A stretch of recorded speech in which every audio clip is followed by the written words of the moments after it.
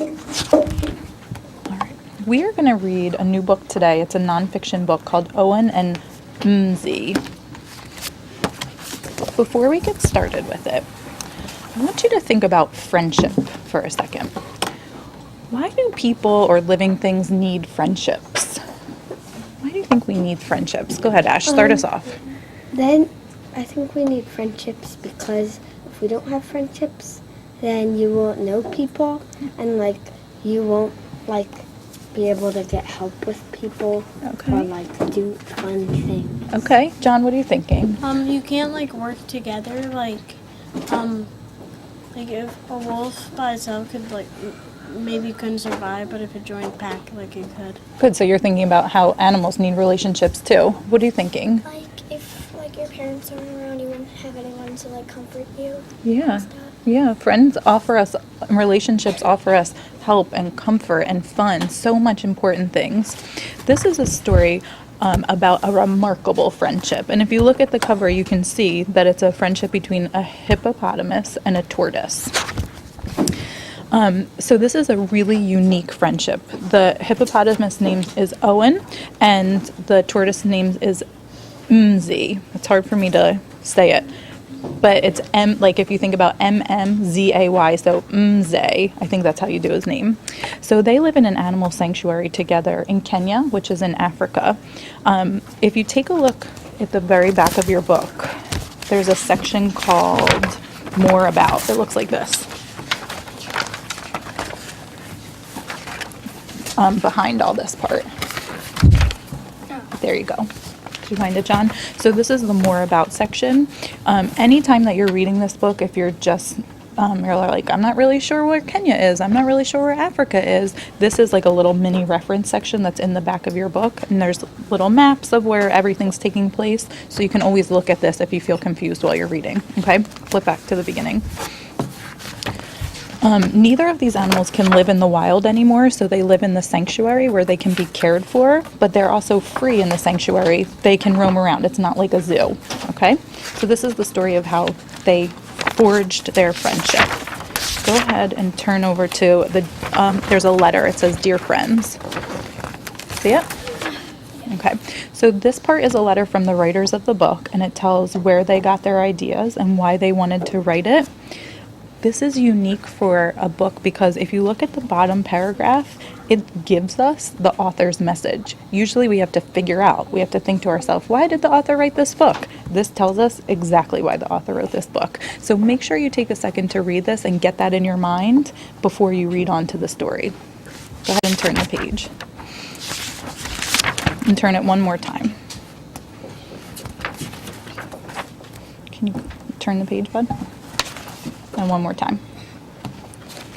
This part of the book tells us about the hippo's life before a giant tsunami came and how he and his pod got to the village of Malindi, which is where he lived before he came to the refuge. You can turn the page. A giant tsunami hits the village and causes a lot of destruction. The village is flooded and a lot of people had to be rescued. And then when they finally thought to check on the hippopod, there was only one baby hippopotamus left and he was too tired to swim to shore. So the villagers tried everything they could to bring him ashore. You can turn the page. It was very hard to rescue the baby. He was frightened by the commotion of all these crowds of people, but everyone kept trying. And here's where you're going to learn how he got the name Owen. Turn the page. Once they rescue Owen, they need to get care for him because remember that hippos are extremely dangerous and aggressive, but he doesn't have his pod anymore and he's just a baby. So they don't really know what to do. They call the Heller Park Animal Sanctuary and the manager offers him a place to live because he can't fend for himself in the wild anymore. You can turn the page. Here you're going to learn what the doctors and workers had to do to get Owen into Heller Park and how they all had to work together. You can turn the page. And then finally the workers make a place for Owen in the part of the sanctuary where Mzee lives, and that's a picture of Mzee right there. You can turn the page. Owen was so exhausted, but he went up to Mzee right away, and Mzee didn't like the attention at first, But in the morning, you can see on that picture how they were together. Turn the page. Little by little, they formed a bond, and Mze helps Owen a lot. You can turn their bond gets deeper. You can turn the page. And experts don't really understand how these two animals had a friendship. If you look on this page, do you see where it says the word perhaps? It's in the beginning of the second paragraph. So this part isn't something that they know for sure. This is like the author's guessing why they're formed. The word perhaps is a clue to you that it's not known for sure. It's just a guess. Turn the page. Many people love the story of the animals' friendships, and they come to visit them all the time. Can you guys close your books for me? So this is a special kind of nonfiction book, and you might have noticed when we were flipping through the pages that it doesn't really look like the nonfiction books that we've been reading every day. This is called narrative nonfiction. So it's a true story, but it's told like it's fiction, kind of. In books like this, it's really important that we think about why this story matters and why the author decided to tell this story in the first place. So we can do a couple of things after we read a true story like this. We can think to ourselves, how did the character react to the struggle? What traits did they show, and what can we learn from it? So let me show you how we might practice this. This is something we already know how to do from reading so many fiction books. So if you think back to when we read Little Willie together, right?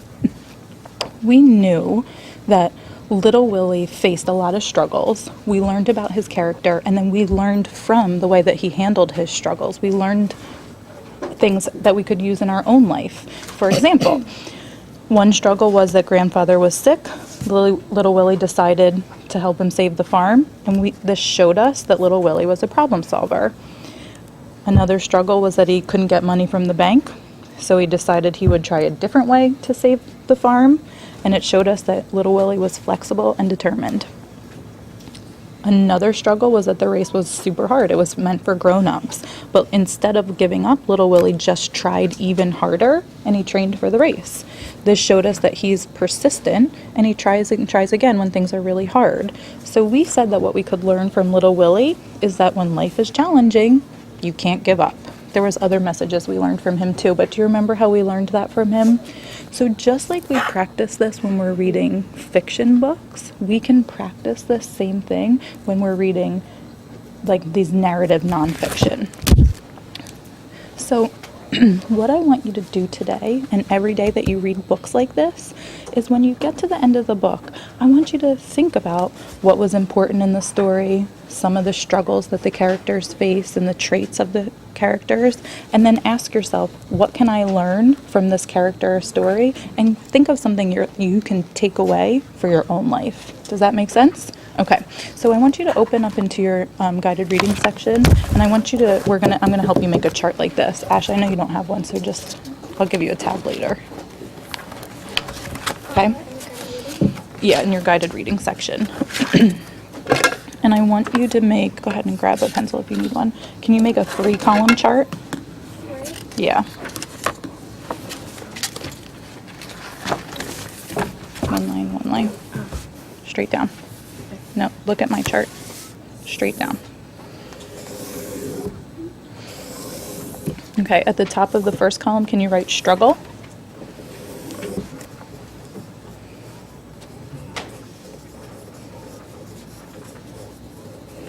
The top of the second one, can you please write reaction?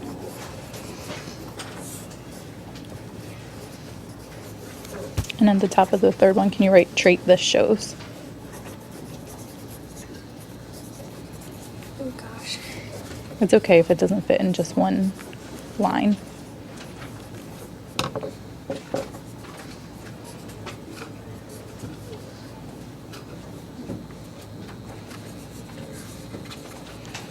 So today we're going to practice this instead of on a fictional character, on a real character. We're going to practice paying attention to Owen, to the struggles that Owen faces, the reactions that Owen has, and then maybe we can try to learn something from Owen. Does that make sense? All right, so go ahead and flip to the beginning. Remember that if anything feels confusing to you, like you feel like you need a little more information, try using that reference section in the back of the book to help yourself get unstuck. And I'll listen in on you read while you're reading. Don't forget, start with the letter. That'll give you the author's message. Did you already read the author's message?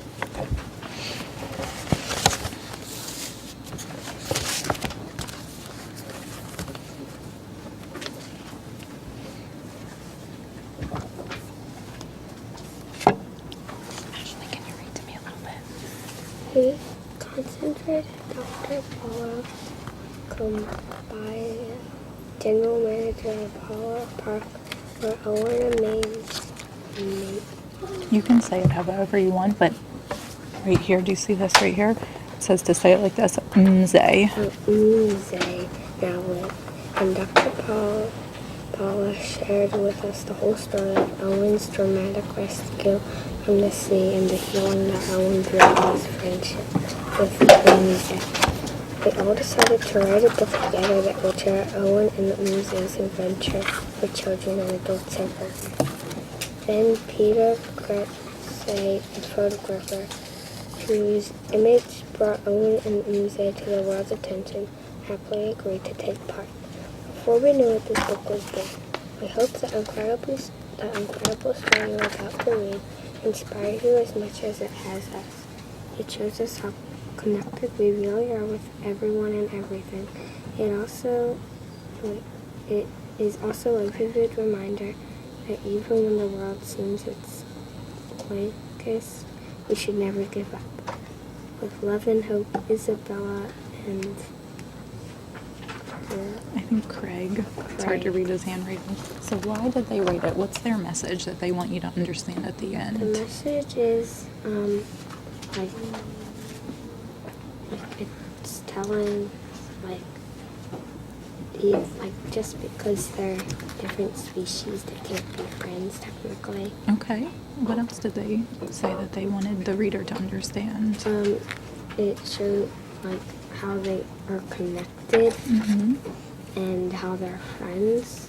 Good. All right. So as you're reading, keep that in mind, and always be on the lookout for those examples of ways that we're all connected. Okay. Keep going. Will you read to me a little bit? I tried to help him calm down by wrapping a blanket around his head. That way, he couldn't see the things that were upsetting him. But Owen was angry about that too.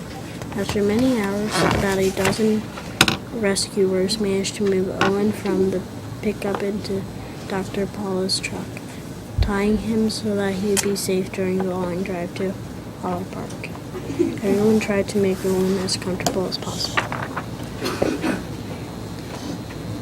MZ, the wise old man at Hollow Park. Meanwhile, Sabine and other workers prepared for a large enclosure for Owen. They chose a part of the park that had a pond and mud and a mud wall, as well as tall trees and bush. Do you know what a mud wallow is? Do you know what a mud wallow is? Do you think you could infer what it means by thinking about what you know about hippos? Kind of like, almost like a swampy lake, maybe. Does that make sense? Yeah, good. Keep going. Can you read to me a little bit? And the hippo was alarmed by all the human commotion. Angrily, he broke the nets and escaped from the ropes. Hours went by, and the anxious crowds of people who gathered to watch feared the hippo could not be saved. Finally, with a stronger shark net, the rescuers were able to catch the hippo. A brave visitor named Owen Sabian tackled him, stopping him long enough to let others secure the net. That is why. When it came time to choose a name for the hippo, they seemed only right that he should be called Owen. At last, the rescuers towed the baby hippo toward land,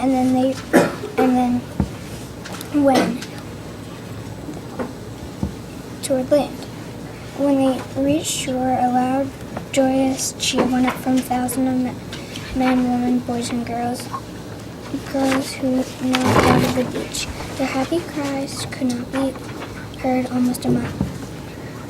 Their happy cries could be heard a mile away.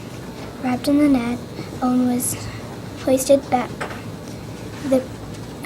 into the back of a pickup truck and brought to a shady spot. Good. I like how when it didn't make sense, you went back and reread until it did make sense. That's a good strategy. Readers, can I have your eyes up here? Yeah. So you're going to read this at home tonight, and you're going to be on the lookout for the struggles and what we can learn from those struggles. But before you go off back to your seats, I want to share with you something that John did that I hope all of you are doing as well. Can you take a look on this page right here, where it has the picture of the sky and the tortoise at the bottom? So John and I were reading that page together, and John read the second sentence. They chose a part of the park that had a pond and a mud wallow, as well as tall trees and brush, everything a hippo could want. And I asked John if he knew if he'd ever heard that before, a mud wallow, and he was like, no. But instead of just being like, no, and I don't care that I don't know what that word means, he thought about what he knows about hippos already, and I'm imagining that you pictured what a hippo, like where a hippo lives, right? Did you make a picture in your mind of that hippo? Also, I saw this picture here. Mm-hmm. And then what did you decide that it meant? It meant like a swampy, like lake.